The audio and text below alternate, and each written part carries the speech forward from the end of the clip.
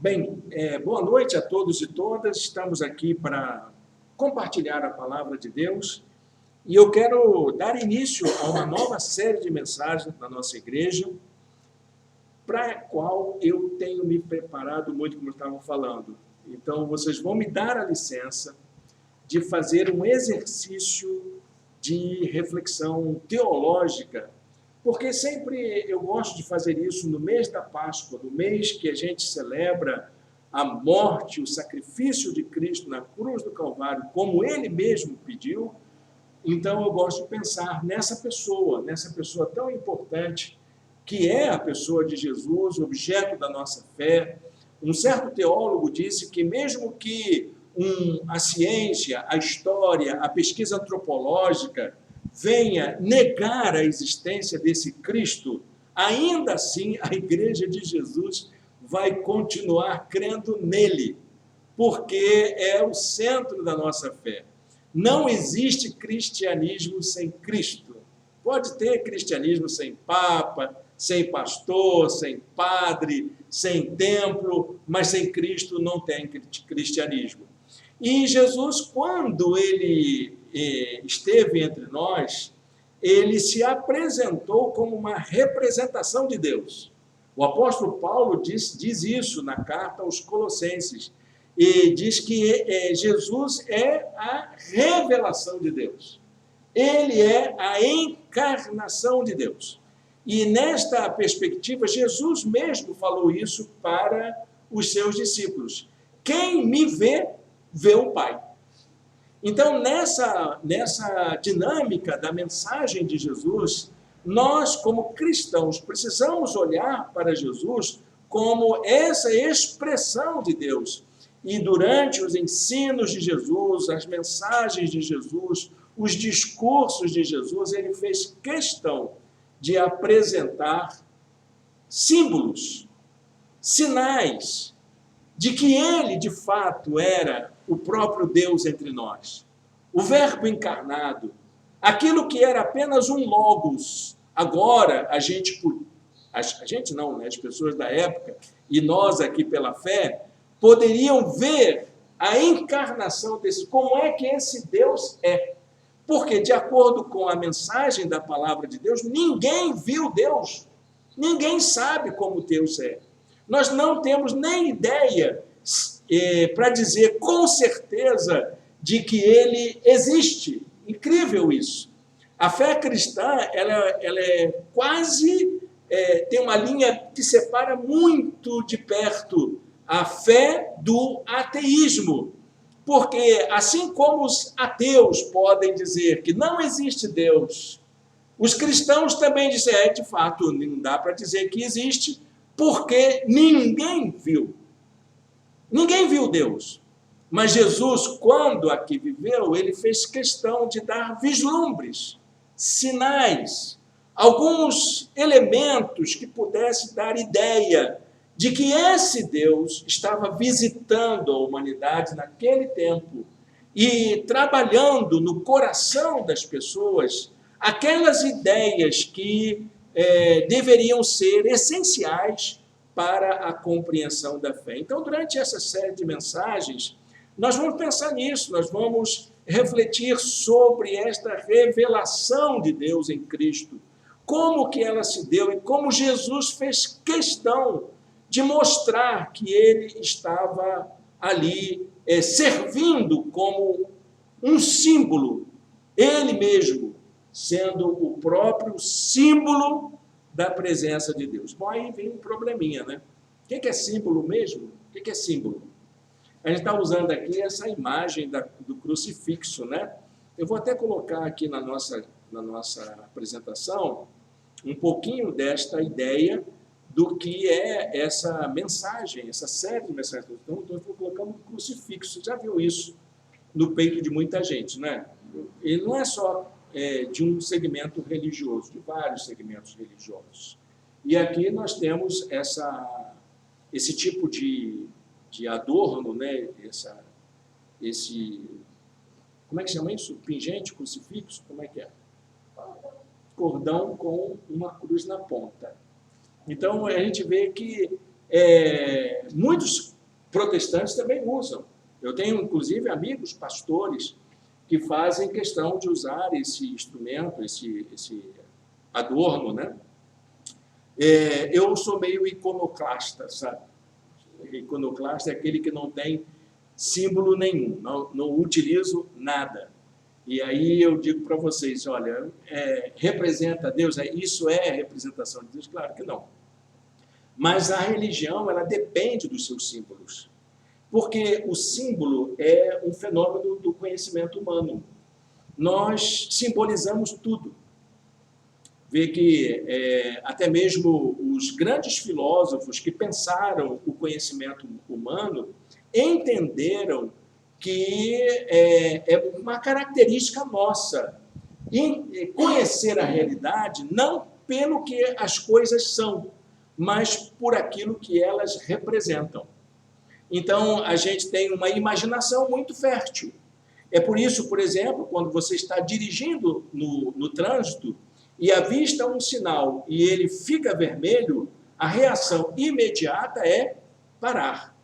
Quando fica verde, a reação imediata é seguir adiante. E quando fica amarelo, qual é a reação imediata da gente?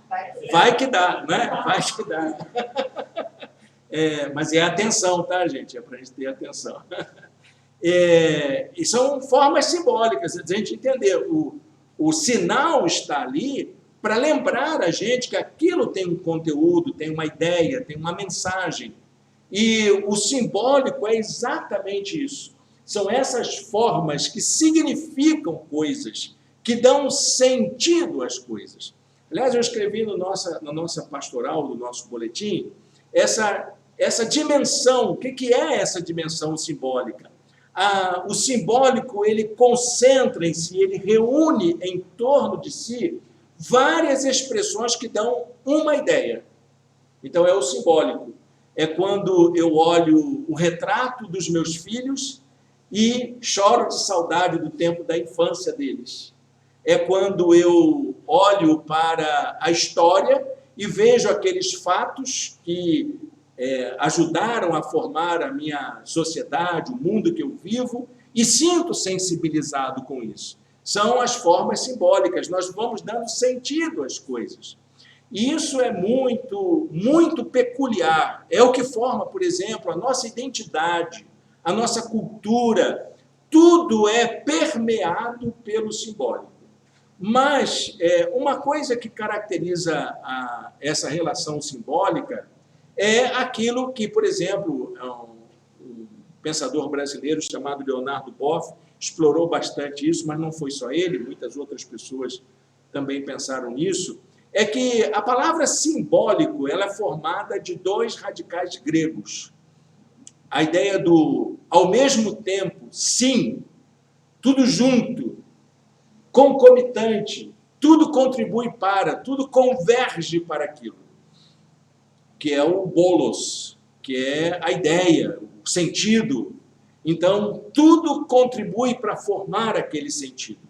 Mas também existe uma outra palavra que ajuda a gente a entender o contrário disso, que é o diabólico. Não vou falar do diabo não, tá, gente? Mas o diabólico ele tem um papel muito importante na formação do nosso conhecimento. Porque da mesma forma como o simbólico é formado de dois radicais, o diabólico também é. Só que o diabólico é formado do radical dia, que é através, e tem uma ideia de movimento, de desagregação, de diluição de uma certa ideia. Então, enquanto o simbólico agrega, reúne, o diabólico dissolve, dilui, dispersa. E é interessante ver que existe um sentido diabólico na nossa vida, que é aquilo que a gente procura para a nossa construção de identidade, para fazer as coisas que nos contribuem para o nosso crescimento pessoal. Mas o diabólico também existe, e ele está sempre presente, que são as tentativas de diluição e até aquelas coisas que nos desumanizam, e que fazem com que a gente perca o sentido da vida. Jesus, quando pregou, ele enfatizou o simbólico, que são as coisas que contribuem para a formação daquilo que fortalece a nossa relação com Deus, a nossa condição de pessoas. Mas o diabólico está sempre aí, está sempre presente. O simbólico e o diabólico, eles nos constituem. E a gente precisa aprender a ouvir mais o que Jesus tem a nos dizer a respeito dessas relações simbólicas. E eu queria, então, nessa ocasião, passar com os irmãos e irmãs essas ideias tão básicas, tão essenciais, que fazem parte do pensamento de Jesus, que Jesus quis dizer para a gente. Então, nós vamos pensar em 4 símbolos que Jesus utilizou para poder falar das coisas que contribuem para a nossa condição humana, que nos fortalecem como pessoas, que restaura o sentido de viver como Jesus propôs para nós. Eu espero, gente, que, sinceramente, essas mensagens sejam mensagens não tão longas quanto as últimas que eu venho pregando.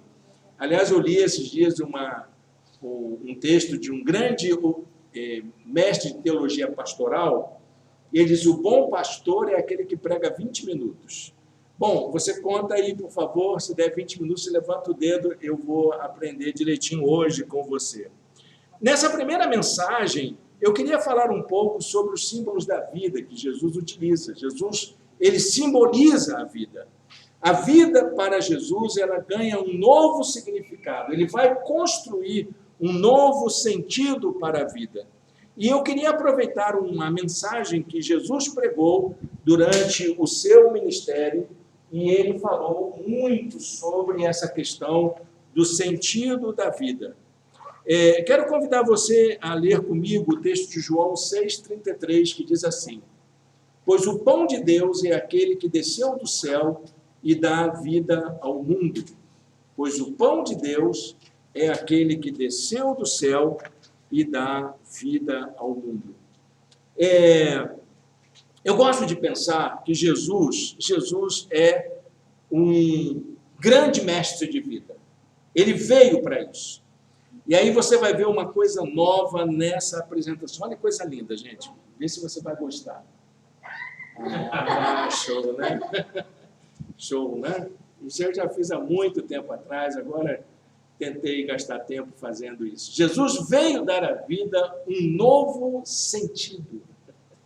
Pensou que eu tinha esquecido a colinha, né? Mas não tinha esquecido, não. É apenas para ficar mais interessante a gente acompanhar com a animação, né? Estava muito sério, né? A gente fica mais animado aqui. Jesus veio dar à vida, então, um novo sentido. Um sentido que vai além do biológico. Um sentido que vai além do percebido. Um sentido que vai além da própria ideia de vida que as pessoas tinham à sua época. Interessante que Jesus fala isso a uma multidão de famintos, a pessoas que estão vivendo um momento de opressão econômica, política sobre o seu país. Uma nação governada por um poder estrangeiro que lhes tirava os direitos, que fazia com que eles passassem por escassez de alimento, que talvez fosse o quadro mais trágico da sociedade israelita daquela época, do tempo de Jesus. Aquele povo sabia o que era ter a vida em risco, ter a vida ameaçada, porque lhes faltava pão. E esse episódio, essa mensagem de Jesus, aconteceu exatamente logo após ele realizar um dos milagres notáveis que ele realizou, que foi o milagre da multiplicação de pães. E o povo ficou entusiasmado com aquilo, porque achou que aquela era a solução do problema. Pronto, encontramos um sentido para tudo isso que estamos passando. Encontraram, então, uma explicação provisória, claro, de que aquele problema poderia ser resolvido. E Jesus vem, então, e diz, olha, eu vim fazer muito mais do que isso. Eu não vim dar pão para ninguém. Eu vim fazer com que vocês tenham vida. Vivam. Tenham uma alegria de viver, ainda que falte pão, ainda que falte segurança, ainda que falte alimento, ainda que falte liberdade. Eu vim dar a vocês um novo sentido de viver, uma vida que vale a pena ser vivida, uma vida que vale a pena você colocá-la em risco até, passar por todos os riscos para poder experimentá-la. E Jesus veio apresentar esse modelo de vida. Jesus foi esse modelo de vida. O próprio evangelista João chega a dizer, na introdução do seu evangelho, que todas as pessoas que conheceram Jesus naquela ocasião verificaram que ali estava uma nova expressão de vida. Havia ali um novo modelo, havia ali uma nova proposta de viver. Jesus estava nas suas próprias atitudes, demonstrando que ele estava além das expectativas dos homens, mas atendendo às suas necessidades. João diz, nele estava a vida. Nele estava a vida, e esta era a luz dos homens. É o que as pessoas esperam, as pessoas anseiam por esse sentido de vida, porque a vida que a gente tem, ela não é a vida que Deus projetou para nós. Deus não planejou a gente, Deus não criou a humanidade, Deus não fez o planeta e toda a criação dele para que todos tenham essa vida que todo mundo está tendo. Deus não pensou nisso, Deus pensou em algo muito belo para todos nós, algo que fosse significativo para todos e todas. E se nós estamos passando por isso, não é porque Deus deixou de cuidar da gente, é porque a gente deturpou isso tudo, a gente perdeu o sentido. E esse é, de fato, o sentido da nossa perdição. Jesus diz, no seu Sermão do Monte, por exemplo, que experimentar essa vida sonhada por Deus para toda a criação, e inclusive para a humanidade, não é fácil. Viver não é fácil. Viver não é simples. Viver não é algo que a gente possa dizer, não, é só respirar que está tudo certo, né? Respirou, pode ficar tranquilo. Não, viver é algo muito complexo, muito complexo. Jesus chegou a dizer que estreita é a porta, apertado é o caminho, que leva à vida. Não é uma questão moral apenas, não é uma questão religiosa, não é uma questão de opção, é uma questão de ter uma vida significativa, até como cristão no mundo. Saber por que eu estou aqui, o que eu estou fazendo da minha vida. Deus só me deu uma vida para viver, o que eu estou fazendo com ela? E Jesus garante que são poucas as pessoas que encontram essa alegria de viver, essa plenitude de vida, esse sentido de vida que é nele. E foi isso que Jesus veio fazer. Jesus veio nos dar vida. Ele veio dar a todos nós o sentido de viver. Ele diz, eu vim para que tenham vida e a tenham abundantemente, plenamente. Na tradução mais antiga, eu vim para que tenham vida e a tenham em abundância. Eu gosto dessa ideia do plenamente da NVI, porque é isso que Jesus veio fazer para nós. Mas vem a grande pergunta, quais os sentidos de vida que o Senhor veio nos proporcionar? Porque, de fato, não basta a gente ser membro de uma igreja, ser rotulado como um cristão, como um crente, e achar que aí nós estamos resolvidos, nossa vida está resolvida ad eterno. Não, não é isso não. Jesus não veio apenas criar uma religião. Ele não veio propor um novo rótulo para nós. Ele não veio fazer da gente seguidores de sua seita. Não, de jeito nenhum. Ele veio nos tornar mais humanos. Mais humanos. Pessoas que sejam capazes de viver essa nova vida que ele veio dar para nós. Alguns teólogos gostam de dizer que Jesus veio gerar um novo sentido de humanidade. Uma nova concepção do humano que nós somos. Esse humano que nasce a partir do encontro com Jesus. Então, eu queria propor 4 aspectos desse simbolismo que Jesus veio trazer para nós, dessa nova vida, dessa vida humana que para ele é o que faz sentido. A primeira coisa é que Jesus veio nos o quê? Vamos lá de novo com um brinquedinho tão bonitinho, olha que lindo, né? Jesus veio nos resgatar de nossa própria perdição. Olha, gente, a humanidade está perdida. Não é uma coisa que a gente está dizendo aqui por causa de religião. Você olha para todo lado, existem sinais dessa perdição. A própria ciência, por exemplo, ela desenvolve tanta habilidade, tanta tecnologia, tanto conhecimento novo, e quando você vai ver, essa mesma tecnologia está sendo usada para exterminar o outro, para fazer bomba para lançar na cabeça do outro. Isso é a razão, né, instrumental que chegou no século XX desse jeito. A humanidade sonhando voar, desde a mitologia grega, o mito de Ícaro, né? Que o pai aconselhava, nem tanto ao mar, nem tanto ao sol, etc. Aí ele faz uma asa linda de cera e vai voando, voando, aí fica todo solto, vai até o sol, a bendita asa derrete, o calor do sol, e pá, cai. É o homem é assim, sonhando voar. O primeiro voo foi de Santos Dumont em 1906. Né? Em 1911 já tinha avião. Gente, 5 anos depois. Já tinha avião pronto para jogar bomba na cabeça dos outros na Primeira Guerra Mundial. É mole? Tanto sonho, tanta expectativa para que aquela engenhosidade humana, aquela capacidade da inventividade humana fosse usada para destruir o outro. Sinal da nossa perdição.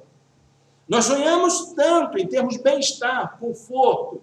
Não é? Quem é que não quer ter uma geladeira melhor, um ar-condicionado? Meus irmãos, eu acho que o inventor do ar-condicionado é o cara mais genial que já existiu nesta humanidade.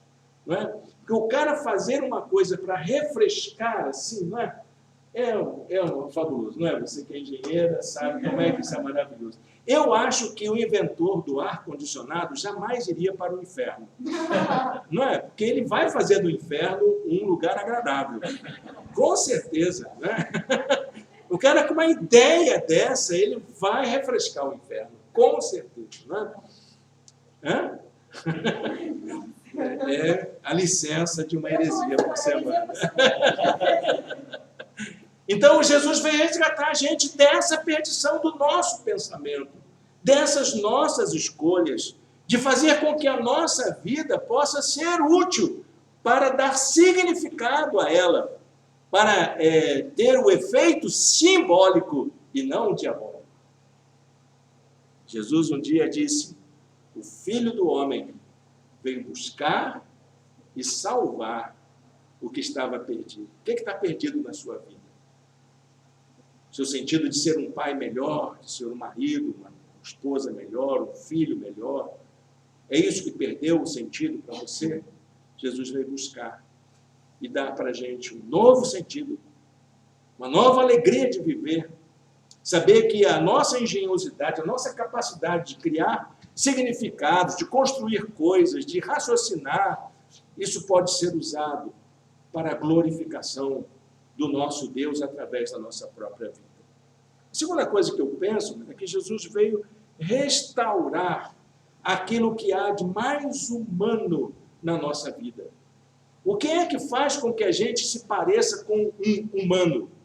Porque tem coisas que, sem tirar da nossa vida, nós não passamos de um antropóide, né?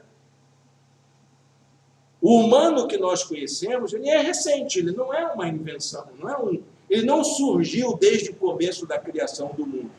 Segundo os estudos paleontológicos, né, a humanidade, do jeito que nós somos, esse Homo sapiens que nós somos, tem aí uns 10 mil anos, mais ou menos.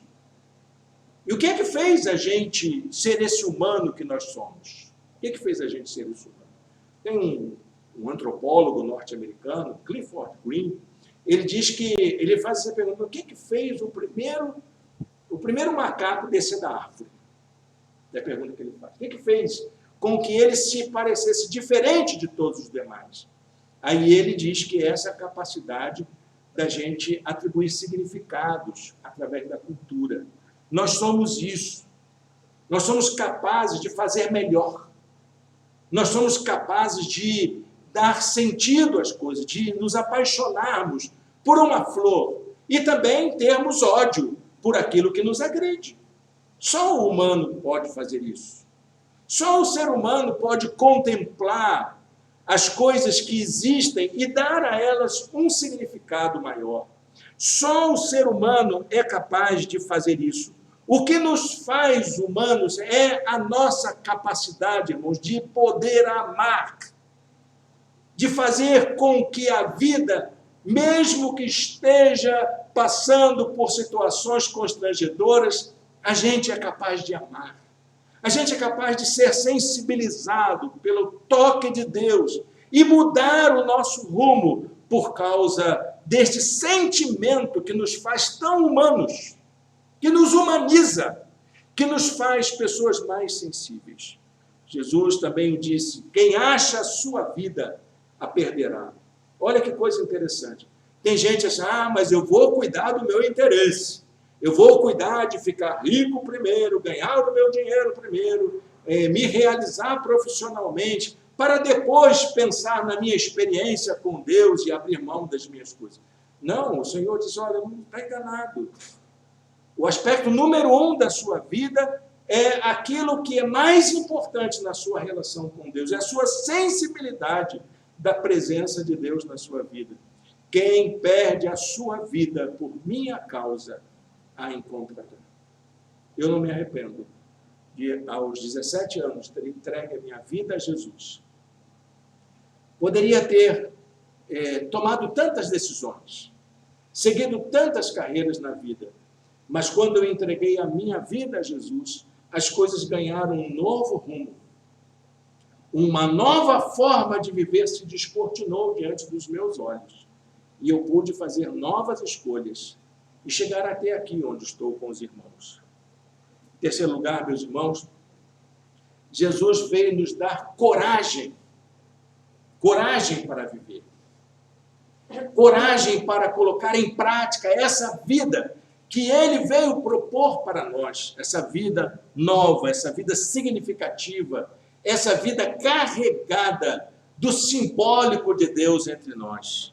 Eu gosto de pensar, meus irmãos, que a coragem de viver tem a ver com a gente assumir quem a gente é. Então, não se engane, nós não somos perfeitos. É a primeira coisa que a coragem nos chama. Admitir a nossa incompletude, de que nós não somos perfeitos. Em nenhum lugar das Escrituras diz que Deus fez o homem perfeito. Ele viu que era bom, mas até essa imperfeição que eu sou, essa incompletude que eu sou, aos olhos de Deus é boa. Até mesmo essa relação entre o simbólico e o diabólico que ficam gritando dentro de mim, vagueando a minha vida, jogando-me para um lado e para o outro, até isso o Senhor vê que não é uma coisa nociva ou ruim para a minha vida. Essa dúvida, esse titubear, sabe o que é ruim para a gente? É a gente não ter coragem de admitir que a gente é isso. A gente é essa incompletude. A gente é um projeto inacabado. Deus não fez uma obra pronta quando entregou aquele bonequinho de barro e soprou nas suas narinas o fôlego da vida. Ali não estava o projeto acabado. Me lembro de uma historinha muito engraçadinha sobre a criação do homem. Perguntaram a uma criança por que o ser humano tem um umbigo. Todo mundo tem, né? Por que a gente tem um umbigo? Aí a criança pensou e deu uma explicação. Deus, quando fez a humanidade, fez todos os bonecos e colocou todos em série. E foi conferindo cada um. Esse está pronto, esse está pronto, esse está pronto, esse está pronto. Então é a conferência de Deus no nosso umbigo. Mas olha, gente, isso não quer dizer que a gente está acabado, não. A gente não está pronto. A gente está em processo de construção. Deus está trabalhando com a gente. Quando Jesus diz, meu Pai trabalha até agora e eu trabalho também, não é que a criação precisa de alguma coisa, somos nós, como projeto de Deus, ainda estamos em processo de construção. Deus ainda está investindo na nossa vida, Deus está investindo na humanidade, Deus está trabalhando por todos nós. Jesus disse, neste mundo vocês terão aflições. Porque esse processo de construção da nossa vida é doloroso. Não é fácil a gente ser transformado. Não é fácil a gente admitir que a gente precisa corrigir coisas na minha vida. E que tem coisas que eu preciso me arrepender, que eu preciso voltar atrás, que eu preciso aprender a perdoar, porque o outro é tão falho quanto eu sou. De entender os erros do outro assim como eu gostaria que os meus erros fossem compreendidos também. E Jesus diz para eles, olha, eu também sou um ser humano, eu estou aqui com vocês, eu estou vivendo estas aflições, e querem saber de uma coisa? Eu venci. Não é que Jesus venceu para ser um vitorioso, né? Segurar o estandarte da vitória e dizer, olha como eu sou bom. Ele não disse isso, ele disse, eu estou conseguindo administrar as minhas próprias incompletudes humanas quando estou com vocês. Eu estou aprendendo a cada dia. Eu também estou me aperfeiçoando a cada dia. Neste mundo vocês terão aflições. Tenham ânimo, não desanimem. Eu também aprendi. Eu também passei por isso. Eu precisei aprender a ser o humano que Deus gostaria que todos nós fôssemos. E aí nós estamos vivendo essa expectativa de aperfeiçoar em nós o querer de Deus. E, em último lugar, Jesus veio para nos dar uma esperança. Jesus veio nos dar uma esperança. Porque uma das coisas que mais afligem a gente é essa ideia de que morreu, acabou, não é? Pronto, terminou. Não tenho mais chance. Não posso mais reparar o meu erro. Mas olha, meus amados irmãos e irmãs, uma das coisas mais preciosas que o Senhor veio nos dar é a certeza de que a nossa vida não se limita nessa realidade que nós vivemos. Essa vida vai muito mais além. Existe uma vida além da vida. E aquilo que a gente acha que é o fim, na verdade, é o começo de uma nova expressão de vida que o Senhor tem para nos dar. Jesus um dia disse para os seus discípulos, não se turbe o coração de vocês, creio em Deus, creio também em mim. Esse discurso maravilhoso sobre as moradas celestes. O que Deus está trabalhando para essa eternidade, para que todos nós venhamos a experimentar. Esse símbolo da esperança de todos nós, de que haverá um tempo em que Deus vai dizer basta para todas essas aflições, e nós poderemos ver a graça de Deus realizada concretamente na vida de todos e todas. Para a gente concluir essa palavra, irmãos, eu queria deixar aqui uma indicação das promessas divinas em relação à vida. De fato, Jesus veio trazer para nós um novo sentido de viver. E esse novo sentido que ele veio trazer para nós, mas nada mais é do que ele mesmo. Mateus 16, 25 diz assim: quem quiser salvar a sua vida, a perderá. Mas quem perder a vida por minha causa, a encontrará. E eu queria terminar essa palavra de hoje fazendo um convite bem evangelístico, né? Aquele bem dos antigos evangelistas, né? Que faziam aquele apelo, né? Aquele apelo para uma conversão, mas não uma conversão formal, religiosa, mas uma conversão genuína, da gente experimentar essa vida com o sentido que Jesus veio trazer para nós. O sentido da vida é Jesus. É segui-lo, é colocar em prática os seus mandamentos, é aprender dele, é tentar reproduzir na nossa vida a vida de Jesus. Então, eu queria fazer uma oração com todos e todas nesta hora, da gente buscar essa oportunidade da gente orar juntos aqui. Feche os olhos, fale com Deus. Senhor Deus e Pai, nós queremos nesta hora, quando meditamos na Tua palavra, pedir a Tua direção sobre nós, para que esta proposta de vida que o Teu Filho veio trazer para todos nós, possa ser compreendida por aqueles que ainda estão relutantes, que ainda têm dificuldade de tomar uma decisão, de seguir o Teu Filho Jesus, de viver conforme a Tua graça. Que hoje, ó Deus, seja uma noite de salvação, que seja uma oportunidade única do Teu Espírito Santo transformar vidas e que saiamos daqui com uma nova alegria de viver. Nós te oramos em nome de Jesus. Amém.